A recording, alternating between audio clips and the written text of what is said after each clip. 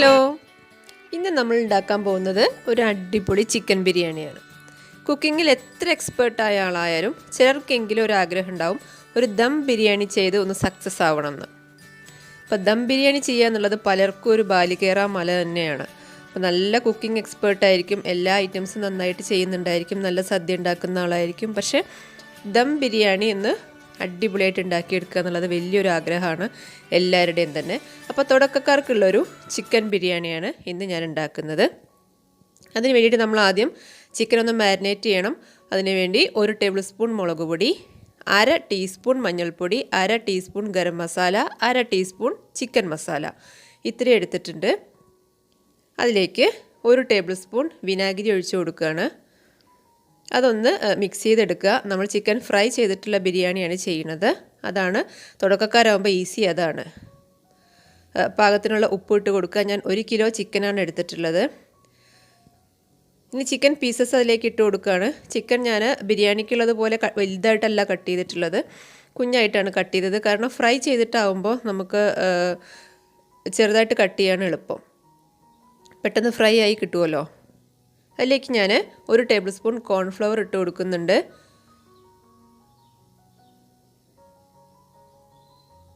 എന്നിട്ട് നന്നായിട്ടൊന്ന് മിക്സ് ചെയ്യാം. ഈ കോൺഫ്ലവർ ചേർത്ത് കഴിഞ്ഞാൽ ചിക്കൻ ഒന്ന് ഉടഞ്ഞു പോവാതിരിക്കും. പിന്നെ അതിലേക്ക് ഒരു മുട്ടയുടെ വെള്ളയും കൂടി ചേർത്ത് കൊടുക്കുന്നുണ്ട്. മഞ്ഞ ചേർക്കരുത്, മുട്ടയുടെ വെള്ള മാത്രം ചേർക്കുക. കോൺഫ്ലവർ ചേർത്ത് കഴിഞ്ഞതിന് ശേഷം മാത്രം ചേർക്കുക. ആദ്യമേ മുട്ടയുടെ വെള്ള ഇട്ട് കൊടുക്കരുത്. ഏറ്റവും പുറമേയുള്ള കോട്ടിംഗ് ആയിട്ട് വേണം അത് വരാൻ. നന്നായിട്ട് മിക്സ് ചെയ്തതിന് ശേഷം ഒരുപാട് സമയം റെസ്റ്റ് ചെയ്യൊന്നും വേണ്ട, അത് ജസ്റ്റ് ഒന്ന് നമ്മൾ ഫ്രൈ ചെയ്തെടുക്കുകയാണ്.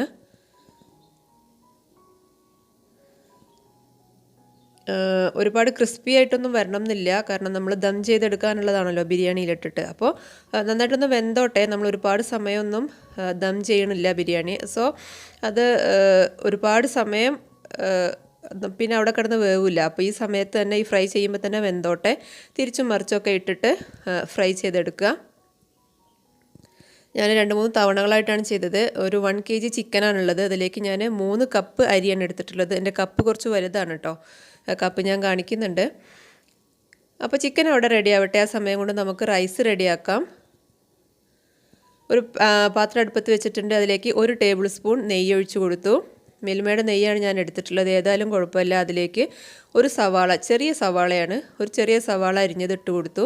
ഈ ഉള്ളി ഇപ്പോൾ ഞാൻ ഗാർണിഷിങ്ങിന് വേണ്ടിയിട്ടാണ് കേട്ടോ. അവസാനം നമ്മൾ ഗാർണിഷ് ചെയ്യാൻ വേണ്ടിയിട്ട് ഉള്ളി ഒന്നങ്ങ് ബ്രൗൺ കളറായി ഗോൾഡൻ കളറായി വരുമ്പോൾ നമ്മൾ അണ്ടിപ്പരിപ്പ് ഇട്ട് കൊടുത്തു. അണ്ടിപ്പരിപ്പ് ഒന്നങ്ങ് മൂത്ത് വരുമ്പോൾ നമ്മളിനി മുന്തിരി ഇട്ട് കൊടുക്കണം. ഇത് നമുക്ക് ഏറ്റവും അവസാനമേ ആവശ്യം വരുള്ളൂ. പക്ഷേ ഞാനത് ചെയ്ത് മാറ്റി വയ്ക്കാമെന്ന് വിചാരിച്ചിട്ടാണ്. കാരണം വേറൊരു പാത്രത്തിൽ ഇനിയിപ്പോൾ നെയ്യൊന്നും ആക്കണ്ടല്ലോ. അപ്പോൾ ഈ റൈസ് റെഡിയാക്കുമ്പോൾ തന്നെ നെയ്യും ഇതും കൂടി അങ്ങ് റെഡിയാക്കി വെച്ച് കഴിഞ്ഞാൽ പിന്നെ വേറൊരു നെയ്യ് എടുക്കേണ്ട ആവശ്യമില്ല. ഇത് തന്നെ നമുക്ക് റൈസ് ഉണ്ടാക്കിയെടുക്കാം. അപ്പോൾ അത് അവിടെ കോരി മാറ്റി വയ്ക്കുക. ഗോൾഡൻ കളറിലുള്ള ഓണിയൻ അവിടെ മാറ്റി വയ്ക്കുക. ഇനി ആ ചട്ടിയിലേക്ക് ആ പാത്രത്തിലേക്ക് തന്നെ നമ്മൾ 1 ടേബിൾ സ്പൂൺ നെയ്യ് ഒഴിച്ചു കൊടുക്കുക. അതിലേക്ക് വീണ്ടും ഒരു സവാളയാണ് ഇട്ട് കൊടുത്തിട്ടുള്ളത്. ഇതിലേക്കുള്ള ചോറ് റെഡിയാക്കാൻ വേണ്ടിയിട്ടാണ്. അതൊന്ന് ഒരുപാട് സമയം ഇങ്ങനെ ഗോൾഡൻ കളറൊന്നും ആവണം എന്നില്ല. ഒന്ന് വഴന്ന് വരുമ്പോൾ തന്നെ നമ്മളതിലേക്ക് 2 പീസ് പട്ട ഇട്ട് കൊടുക്കുന്നുണ്ട്. ഒരു 5-6 ഏലക്കായ ഇട്ട് കൊടുക്കുക.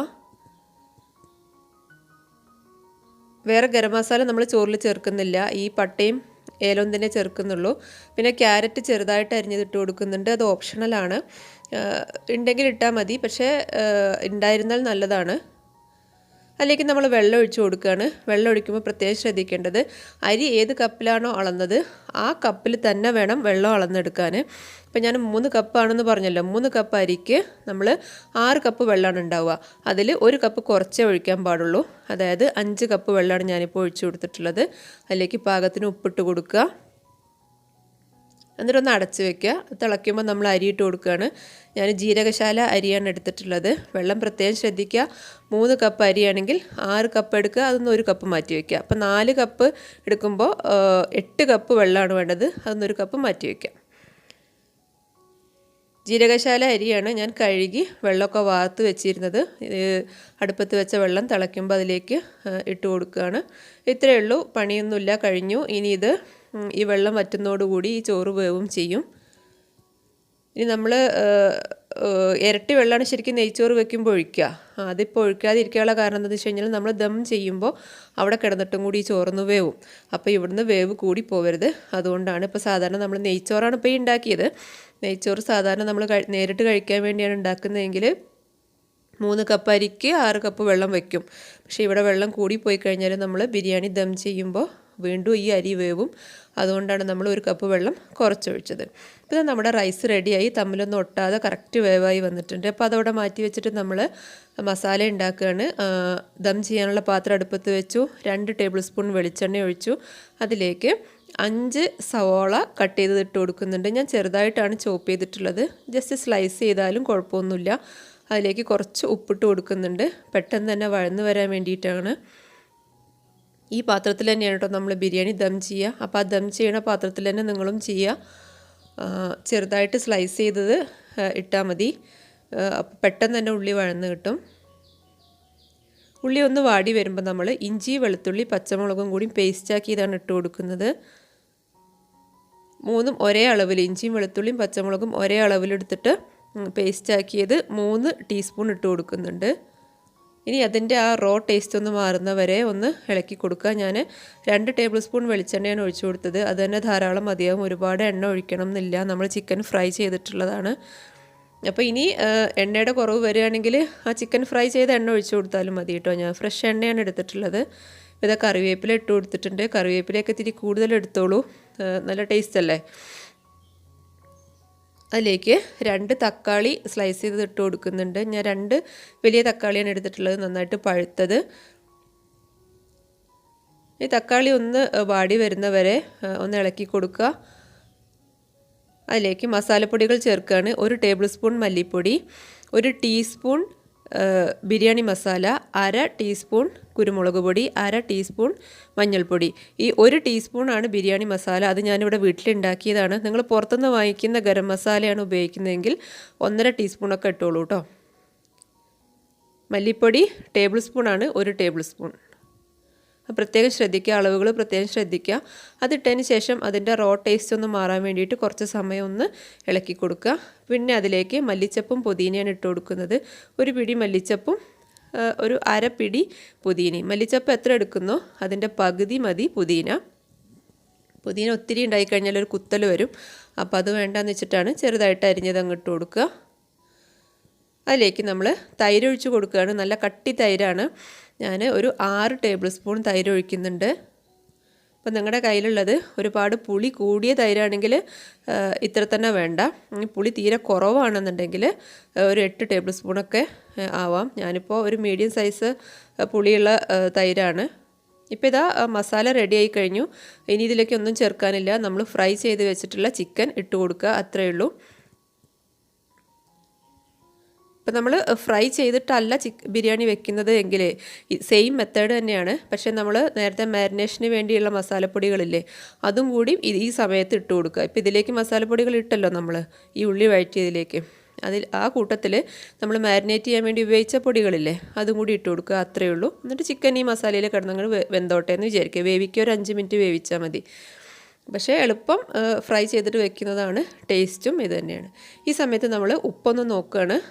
നമ്മൾ ചിക്കൻ ഫ്രൈ ചെയ്തപ്പോൾ ഉപ്പിട്ടിട്ടുണ്ട്. മാത്രമല്ല ഉള്ളി വഴറ്റിയപ്പോഴും ഉപ്പിട്ടിട്ടുണ്ട്. പക്ഷേ അത് കുറവ് തോന്നുകയാണെന്നുണ്ടെങ്കിൽ ഈ സമയത്ത് ഇട്ട് കൊടുക്കുക. എനിക്കിപ്പോൾ കുറച്ച് കുറവ് തോന്നി, അപ്പോൾ ഞാൻ ഈ സമയത്ത് ഇട്ട് കൊടുക്കുകയാണ്. ഉള്ളി വഴറ്റുമ്പോൾ കുറച്ച് അധികം തന്നെ ഉപ്പിട്ട് കൊടുത്താൽ പിന്നെ ഈ സമയത്ത് ഉപ്പിൻ്റെ ആവശ്യം വരില്ല. ഇപ്പോൾ ഉപ്പും ഇട്ട് കഴിഞ്ഞു, എല്ലാം റെഡിയായി കഴിഞ്ഞു, മസാല റെഡിയായി. ഇനി ഒരു 2-3 മിനിറ്റ്, കൂടിപ്പോയാൽ 5 മിനിറ്റ് സമയം ലോ ഫ്ലെയിമിലൊന്ന് അടച്ച് വെക്കുക. മസാല പൊടികളൊക്കെ ഈ ചിക്കനിലേക്കൊക്കെ ഒന്ന് പിടിക്കണമല്ലോ, അതിന് വേണ്ടിയിട്ടാണ്. ചിക്കൻ ഒന്ന് സോഫ്റ്റായി വരാനും കൂടിയാണ്. ഇനി നമുക്ക് റെഡിയാക്കി വെച്ചിട്ടുള്ള റൈസ് ഇതിൻ്റെ മുകളിലേക്ക് ഇട്ടിട്ട് ഒന്ന് ദം ചെയ്തെടുക്കുക എന്നുള്ളതാണ് ഇതിൻ്റെ അവസാനത്തെ പ്രോസസ്സ്. റൈസ് കുറേശ്ശെ ആയിട്ട് അങ്ങ് ഇട്ട് കൊടുക്കുക. പകുതി റൈസ് ആദ്യം ഇട്ട് കൊടുക്കുക. വെള്ളത്തിൻ്റെ കാര്യം പ്രത്യേകം ശ്രദ്ധിക്കണം, വെള്ളം കൂടി പോകരുത് ചോറിന്. പകുതി റൈസ് ഇട്ട് കൊടുത്തതിന് ശേഷം മല്ലിച്ചപ്പ് ഇട്ട് കൊടുക്കുക. മല്ലിച്ചപ്പ് മാത്രം മതി, പുതിന വേണ്ട. മല്ലിച്ചപ്പ് ഇട്ട് കൊടുത്തതിന് ശേഷം പിന്നെ ബാക്കി റൈസും കൂടി ഇതിൻ്റെ മുകളിലേക്ക് ഇട്ട് കൊടുക്കുക. നമ്മുടെ റൈസ് ഇങ്ങനെ തമ്മിൽ കൂട്ടി ഒട്ട് അല്ലെങ്കിൽ അങ്ങനെയൊന്നും ആയിട്ടില്ല. കാരണം നമ്മൾ ഇരട്ടി വെള്ളം ഒഴിച്ചിട്ടില്ല ചോറ് വയ്ക്കുമ്പോൾ. അത് പ്രത്യേകം ശ്രദ്ധിക്കണം. ഇരട്ടി വെള്ളം ഒഴിച്ച് കഴിഞ്ഞാൽ ഒരുപാടങ്ങ് വെന്ത് കുഴഞ്ഞു പോവും. പിന്നെ ഈ ദമ്മിൽ കിടന്നിട്ടും കൂടി വേവുമ്പം ചോറ് ഓവറായിട്ട് വെന്ത് പോവും. അപ്പോൾ കംപ്ലീറ്റ് ചോറ് ഇട്ടതിന് ശേഷം ഈവനായിട്ട് എല്ലായിടത്തും എത്താൻ വേണ്ടിയിട്ടൊന്ന് ഒതുക്കി അമർത്തി കൊടുക്കുക. അതിന് മുകളിൽ നമ്മൾ വീണ്ടും മല്ലിച്ചപ്പ് ഇട്ട് കൊടുക്കുക. പിന്നെ നമ്മൾ ഫസ്റ്റിൽ ഗാർണിഷിങ്ങിന് വേണ്ടി ഫ്രൈ ചെയ്ത് മാറ്റി വെച്ച ഓണിയൻ, അണ്ടിപ്പരിപ്പ്, മുന്തിരി ഇതെല്ലാം കൂടി ഇട്ട് കൊടുക്കുക. പിന്നെ ഏറ്റവും മുകളിലായിട്ട് 2 ടേബിൾ സ്പൂൺ നെയ്യ് ഒഴിച്ച് കൊടുക്കുന്നുണ്ട്. നെയ്യൊക്കെ ഒഴിച്ച് കഴിഞ്ഞപ്പോൾ തന്നെ കാണാൻ തന്നെ നല്ലൊരു അടിപൊളി ലുക്കായിട്ടുണ്ട്. ഇനി ഒരു 15 മിനിറ്റ് നേരം ലോ ഫ്ലെയിമിലൊന്ന് ദം ചെയ്യണം. 15 മിനിറ്റ് ധാരാളം മതിയാവും. കാരണം എല്ലാം ചിക്കനൊക്കെ വെന്തതാണല്ലോ. 15 മിനിറ്റ് കഴിഞ്ഞ് ഉടനെ തുറക്കരുത്. ഒരു അരമണിക്കൂറൊക്കെ വെയിറ്റ് ചെയ്തിട്ട് ശേഷം തുറന്നാൽ മതി. അത്രയും സമയം അതിൻ്റെ ഉള്ളിൽ കിടന്നാൽ അത്രയും ടേസ്റ്റ് കൂടുകയുള്ളൂ. ദമ്മിൽ അങ്ങനെ കിടന്നോട്ടെ. നമ്മൾ എപ്പോഴാണോ കഴിക്കുന്നത് അപ്പോൾ തുറന്നാൽ മതി. ഇപ്പോൾ ഇളക്കാനുള്ള എളുപ്പത്തിന് വേണ്ടിയിട്ട് ഞാൻ മുകൾ ഭാഗത്തുള്ള റൈസ് കുറച്ച് വേറൊരു പാത്രത്തിലേക്ക് മാറ്റുന്നുണ്ട്. അത് നിറഞ്ഞ് കിടക്കണമായതുകൊണ്ടാണ്. ഇനി എല്ലാം കൂടി ഒന്ന് മിക്സ് ചെയ്തെടുക്കുക. റൈസും ചിക്കനും എല്ലാം കൂടി ഒന്ന് മിക്സ് ചെയ്തെടുക്കുക. ടോട്ടൽ നമ്മൾ 7 സവാളയാണ് ഉപയോഗിച്ചിട്ടുള്ളത്. ഒരു സവാള ഗാർണിഷിങ്ങിന് വേണ്ടി, ഒരു സവാള ചോറ് റെഡിയാക്കാനും, ബാക്കി 5 സവാള ചിക്കൻ്റെ മസാല റെഡിയാക്കാനുമാണ്. അത്രയും തന്നെ ധാരാളം മതിയാവും. ഇപ്പോൾ ഞാൻ സെർവ് ചെയ്യാണ്. കുറച്ച് ചോറങ്ങ് എടുത്തതിന് ശേഷം പിന്നെ നമ്മൾ നേരത്തെ മാറ്റി വെച്ചിരിക്കുന്ന റൈസ് ഇതിലേക്ക് തന്നെ ഇട്ട് മിക്സ് ചെയ്യാം. എളുപ്പത്തിന് വേണ്ടിയിട്ടാണ് ഞാൻ, എൻ്റെ പാത്രം കുറച്ച് ചെറുതായി പോയതുകൊണ്ടാണ് ഞാൻ കുറച്ച് റൈസ് അങ്ങ് മാറ്റി വെച്ചത്. ഇപ്പോൾ ഇതാ നമ്മുടെ കിഡ്ലൻ ബിരിയാണി റെഡിയായി. പലർക്കും കോൺഫിഡൻസ് കുറഞ്ഞൊരു ഇതാണത് ബിരിയാണി ദം ചെയ്തെടുക്കുക എന്നുള്ളത്. ഇത്രയേ ഉള്ളൂ പണി. വളരെ ഈസിയാണ്. ഒന്ന് ശ്രദ്ധിച്ചു കഴിഞ്ഞാൽ ആർക്കും നല്ല അടിപൊളി ബിരിയാണി ഉണ്ടാക്കിയെടുക്കാം. ഇപ്പോൾ നമുക്ക് റൈസ് കാണുമ്പോൾ തന്നെ മനസ്സിലാവും കറക്റ്റ് പെർഫെക്റ്റായിട്ട് വന്നിട്ടുണ്ട്. മാത്രമല്ല ഫ്രൈ ചെയ്ത് ചിക്കൻ ബിരിയാണി വെക്കുമ്പോൾ അതൊരു പ്രത്യേക ടേസ്റ്റ് തന്നെയാണ്. അപ്പോൾ നിങ്ങളും ഇതുപോലെ തയ്യാറാക്കി നോക്കുക. ബിരിയാണി മസാലയുടെ റെസിപ്പി ഞാൻ ലിങ്ക് ഡിസ്ക്രിപ്ഷനിൽ കൊടുക്കാം. അതല്ല പുറത്തുനിന്ന് ഗരം മസാല വാങ്ങിക്കുകയാണെങ്കിൽ കുഴപ്പമൊന്നുമില്ല. ട്രൈ ചെയ്തിട്ട് ഫീഡ്ബാക്കൊക്കെ അറിയിക്കുക. വീഡിയോ ഇഷ്ടമായി കഴിഞ്ഞാൽ ചാനലൊന്ന് സബ്സ്ക്രൈബ് ചെയ്യുക, ലൈക്ക് ചെയ്യുക, കമൻറ്റ് ചെയ്യുക. താങ്ക്